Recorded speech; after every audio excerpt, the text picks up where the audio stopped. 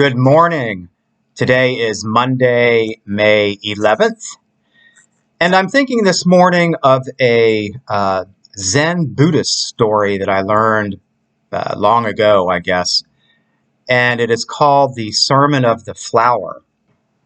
And it says that one day the Buddha held up a flower in front of 1,200 monks and nuns and just held it there without saying a word. And nobody spoke for the longest time. There was no words exchanged. And finally, one of the monks who was out with all the rest smiled at the Buddha. And the Buddha smiled back and said, "Today, great wisdom has been imparted to you." And that's the end of the story. There's no explanation. There's no reasoning behind it, no logic of why this was done. And of course, that story was told to get people to think. And one of the definitions of that story is that the Buddha was not trying to convey any sort of hidden message, was not trying to tell people what to do in any circumstance, and that many of the people there probably were thinking to themselves, why is he holding that flower? What does it mean? Are we now all supposed to go and plant flowers and have gardens? Are we all supposed to go and do something else? Or, why is he holding that flower? This makes no sense to us. Until finally one participant simply smiles. And that is the point of the story, that the Buddha was simply holding up a beautiful flower to show people. And only one saw it for what it was, a beautiful flower.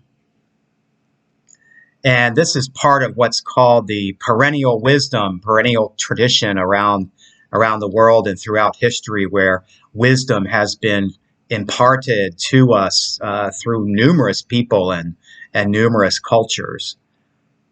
And of course, in our culture, in my culture, religious background, Jesus imparts many of these same lessons to us.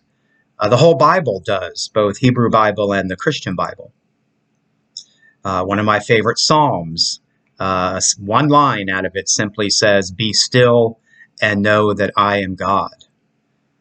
Jesus says, "My peace I give you, my peace I leave you." Simple statements, yet such wisdom behind them.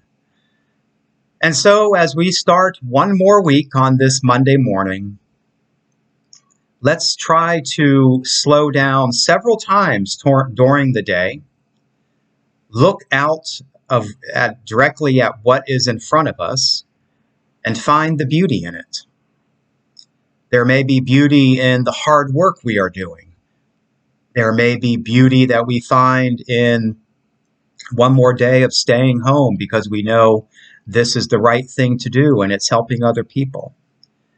We may find beauty as we are out gardening and taking care of our yards and the countryside and all of creation that has been entrusted to us. Whatever it is, take some time today to not only think about some of these lessons that you have learned in the past or that you are hearing for the first time today, and simply know that there is great wisdom, great comfort, great joy to be found in simply being still and knowing that we are in the presence, the comfort, the provision of God.